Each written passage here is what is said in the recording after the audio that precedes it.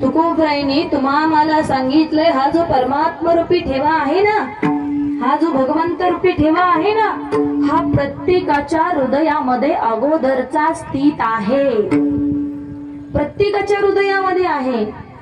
एवढंच की त्याच्यावर सांसारिक माया मोहाचं पटल आलेलं आहे, पडदा आलेला आहे।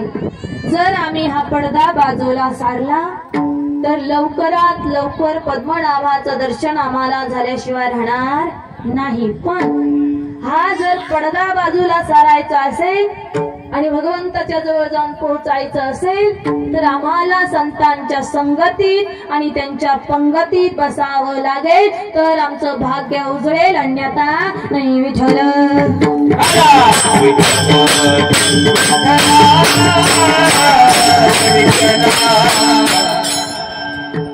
माई बापा हो, सेवेला सुरुवात करण्या अगोदर थोडासा परिहार द्यायचा, तो असा की आज